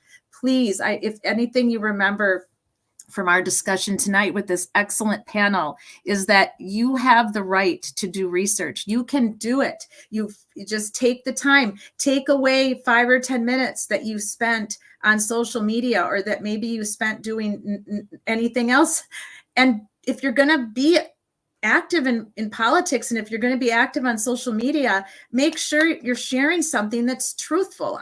I fact check people all the time on Facebook. It's constant because I cannot stand when people post things that are completely false and not true. And it's not that hard to fact check. There's plenty of bipartisan think tanks out there that are fact checking for us. Now, there's plenty of skeptics out there saying, oh, well, they're paid by somebody or they're not accurate. We can't have that attitude about everything, people. We have to have at least a positive attitude that there are good people out there in the world and they're trying to help us be more bipartisan. They're trying to help us get along. They're not criminals. They're not hired by the parties. They truly are a think tank, a bipartisan think tank. They fact check.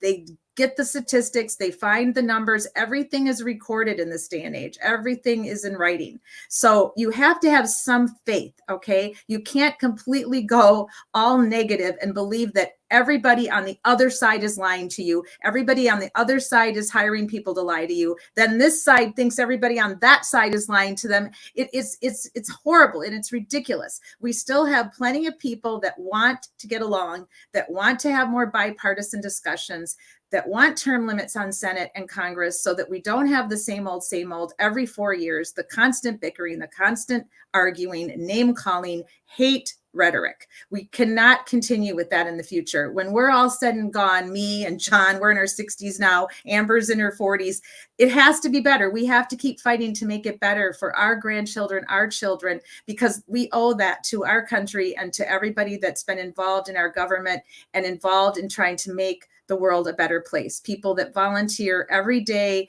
in bipartisan roles, and we have to honor that by getting along and by trying to come to the middle on a lot of these subjects. Like we said at the top of the hour, everybody wants to be in the town square. Everybody wants to have a healthy economy. Everybody wants to, like you said, John, a good military. We want programs to help our poor and we want more education for our students. We want health care. Almost everybody wants to come to the middle, but they want different roads to get there. And then they constantly fight when they're out there. So they never make it there because they're constantly butting heads, fighting. The congressmen and the senators are trying to keep their jobs, and we never get anywhere. So that's why I wanted to have this show. I wanted to have honest talk. I wanted to bring up different people with different backgrounds and different frames of mind. So I'm happy that we had Robert. I'm happy we had John, Amber, and it was a really great discussion. And I really thank you all so much for being here tonight. Tomorrow, In parting words, yes. and this is what I thought of Project 2025 when I read the few pages, and then of course Rita read a couple things that I did not that I overlooked. But my initial thought was when I read them other pages on my own was I went, we're going back to caveman days. Okay. That the caveman with the big club, and he says, yep, gotta find a woman, you know, and he beats her senseless and then takes her home. That's what I thought of when I read Project 2025. You know, caveman status is going to be my mantra for that. Well, you said it well, because when we watched the video, the young woman on the video, she told us, I mean, she did a wonderful job of recapping it, because I have read a lot of it myself, and she obviously read a lot of it in order to put that together. That wasn't fake news, people. That is what's in it. If you don't believe me, go get a copy of it and read it yourself, and then come on my show next Thursday and challenge me. I would love to be challenged. If I'm wrong, I'm wrong. If you're right, you're right. We are not all right all the time, and sometimes research isn't always exactly like we thought it was or where it came from. But I pride myself on research. I pride myself on giving you facts, and that's why I post my research, and it'll be on my website, and it was posted in this deck. So join us next Thursday. We're going to continue this talk, and we may go all the way to the election, because this election is huge. It's big, and it matters a lot. So thank you, everyone. Please consider joining us on Wednesdays when we empower women and we raise our voices, and we give so much respect and honor to all the victims of murder and domestic violence murder. And that's what we're doing on Wednesdays. Sometimes we're talking about happier subjects, but we are also talking about subjects that have to be talked about. And Thursdays, we're going to continue to call out corruption as we see it in our local municipalities. We're going to continue to follow the corruption in Canton, Massachusetts. And I hope that you'll join us for all of that on Wednesdays and Thursdays. And for now, I hope you continue to have a good rest of your weekend. If you're a sports geek like me, hope you'll watch some football and enjoy yourselves. And self-care, take a time out from being a social change warrior or whatever it is that your passion is. So thank you, John, Robert, Amber, everyone in the chat. I appreciate you so much. And as our social change warriors, we say it's just us. Thank you, everyone. Have a great night. We'll see you next week. Thanks, Kat. Bye. Thanks, John. Bye. Goodbye. Thanks, Amber.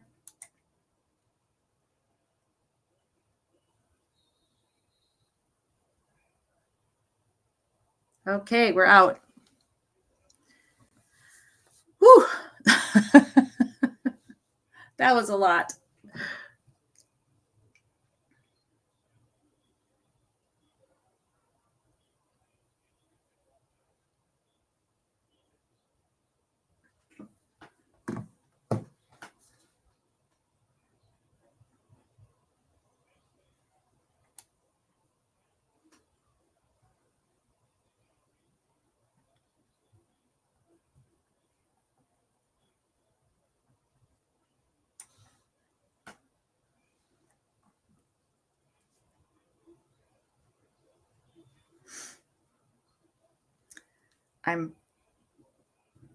Have laryngitis from 2 nights in a row of talking, period. I'm going to go make a tea and give you a call if that's okay, period.